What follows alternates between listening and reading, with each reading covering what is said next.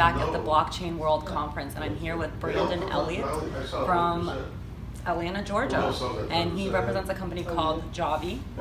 Javvy is a single application, basically to buy, sell, and manage cryptos, and all-in-one solution. Can you tell me a little bit more about how the application works and how it's differentiated from current solutions? Okay, well, the shortest spiel is that we are building the truly easy way to buy, sell, and manage all major cryptocurrencies in a single secure application. Okay. So, in the longer scheme is that we basically build a secure application that's not web-based. It's just on mobile and laptops and desktop, and it integrates a buy and sell feature by our basically having an arbitrage bot that goes out across the decentralized exchanges that we support, and also the centralized exchanges that we partner with. There's a couple that we're in talks with right now, and as long as they provide us an API access, then we will find the best price when you buy or sell, and we pass that spread on to the customer, so they say they get the best price. We're not trying to gouge them on that. So the only thing we're looking to do is to get the transaction fees, which currently we're planning on charging like 1.49% transaction fees for buy and sell. That's US dollars to crypto or whatever currencies we add later. So, Brandon, let's take a little bit step back. So right now, I have an account, let's say at Coinbase, on Gemini, on Binance, on KuCoin, 15 other exchanges. And it's really hard for me to manage all my cryptos, right? Because Coinbase can only support a certain amount of cryptos. Gemini has another KuCoin has another, Binance has a lot more, but they're still all segregated. It's hard for me to manage. How do you solve this solution? How do you bring them all into one place? That's a good question. So that's very true, and to their credit, the incumbent exchanges like Coinbase and Gemini, I mean, they are adding more, and they are going to support tokens they've announced and things like that. But the key is like having to sign up with the different exchanges to do what you want to do, and then they're web-based exchanges, so we don't feel like that's really the way that it should be anyway. So our arbitrage bot is basically going to find the best prices across the decentralized exchanges we support, and then also the centralized exchanges that we partner with that have an open API. So then we will find the best price for the particular crypto you're looking for or token. And then you as a user don't have to know anything about the back end of how that's actually happening. You just know that you place an order and you have your order filled. Interesting. And so can you tell me a little bit about this APIs, how you're grabbing APIs from the decentralized exchanges and what it means to be a decentralized exchange? The decentralized exchanges are basically you stake some amount of cryptocurrency so that you can trade on their platform. It's sort of the same thing with the centralized ones. We will have to have like a deposit account. But once you have that, they open an API up where we can make a buy order or a sell order, and then they will transact that. It's pretty much like on the decentralized ones, like a smart contract. So we send the buy order, and then it gets filled, and then they send back whatever we need. Okay. So effectively, we're the front end piece for the banking side of things. Right, so we interface with the banking side of things, because anybody could really just have a decentralized exchange interface, maybe partner with some of the centralized exchanges, but getting that whole complete package is something that's really just never been done. Okay. And then on that API piece, so back to my previous example, I have some Bitcoin on Coinbase, I have some Ethereum on Gemini, I have some other coins on Binance, KuCoin, Kraken, and all these different exchanges. So I come to your platform, and you say you grab APIs. Can you explain to our users what that means? Well, what do you mean by grabbing? Well, how do you communicate with the exchanges? How do you? How does it work? Basically, break it down. Well, like an API, just a standard API is just making in the code. The code itself knows a certain set of URLs, basically. So it calls the URL, and that URL is basically translated. That's the API. It's translated into a sell order for a specific crypto at a specific price, and that's just something that they define on their end, and we just write the code to interface with that. So on your interface, would someone, you said buy, sell, and trade cryptos, are you going to be able to see better price transparency as well, like fix sort of like the latency problem that people talk about? Well, that's a good question because we're trying to keep it really simple. So we're going to give like as little information to the user as possible, just to keep a clean, clear interface as far as like what you're paying, what you're selling for. But there will be advanced features once we're fully funded. We'll add advanced features for like traders because traders want to see charts and trending and all this stuff. So in that case, yeah, there would be more transparency because they can see like the volumes and the last trades and things like that.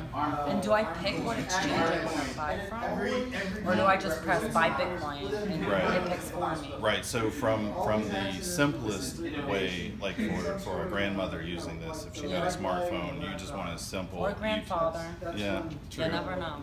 So you make the buy order, and you shouldn't really have to worry about all the specifics of where it's getting placed. You don't have to worry about it. Right, you don't have to worry about it. But what if you can get a better price? But that's what our bot does. So our bot will go out and pick the best price. Right, we're going to check the price on every one of the exchanges we support. Kind of like a kayak or a price. Exactly, right. And we don't even show the prices to you for you to pick. We're just going to get the best price. We'll give you the best price. I have to trust you that you're going to pick the best price. True, right. You have to write the good code and make sure that it works that way.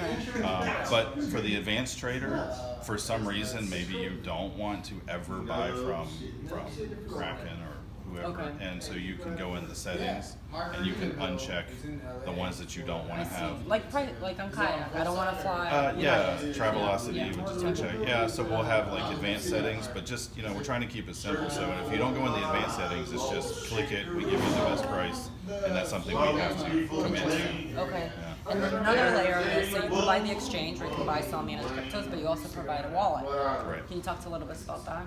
Right, so we feel like the whole industry is kind of backwards. It's always been, I don't even know how it continued this way, but Bitcoin Core came out and nobody really advanced it with like buy and sell features, like fiat conversion from US dollars to crypto or anything like that.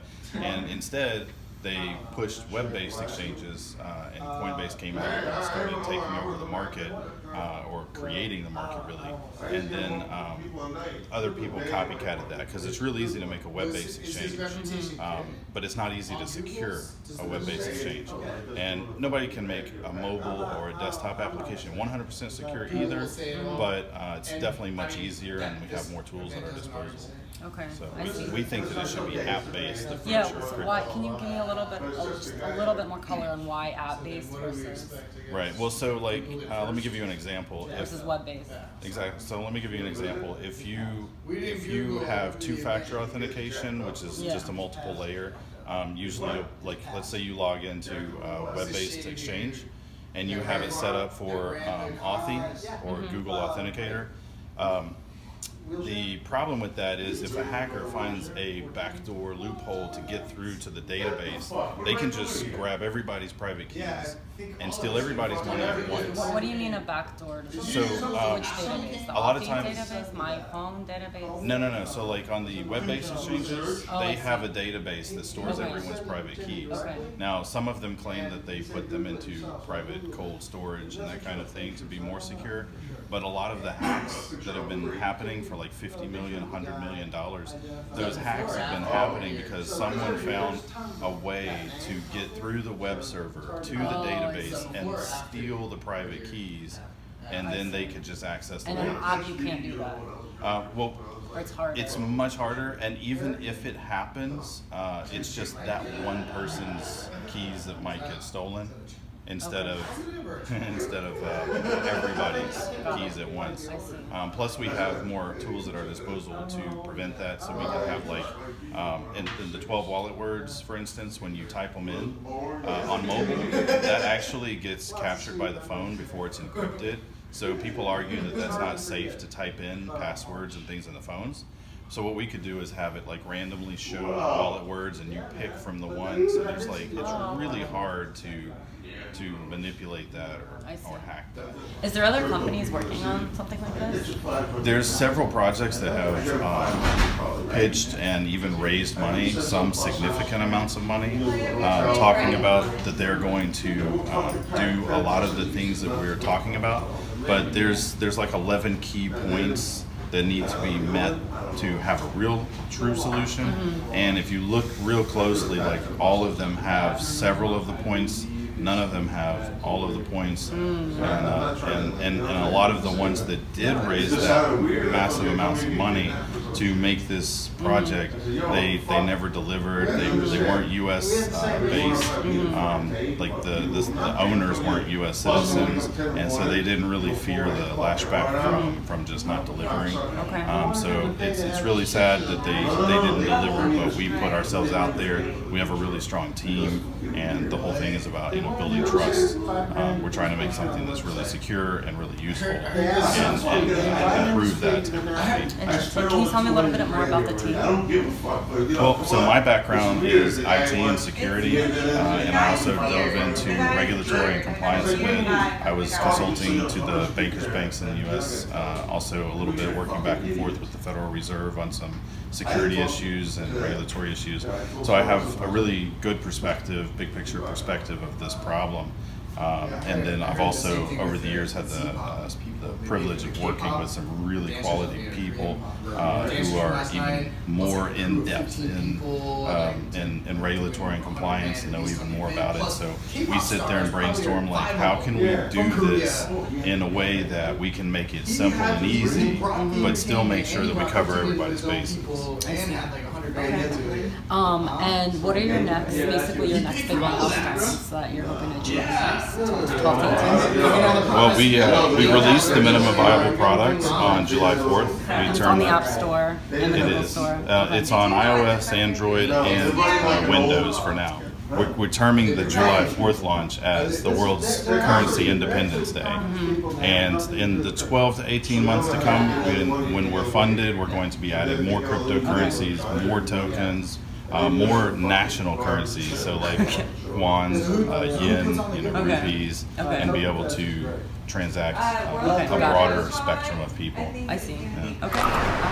Exciting project. If people want to learn more, where they should go? The website is javvy.com, javvy.com. All right. Great. Thanks so much.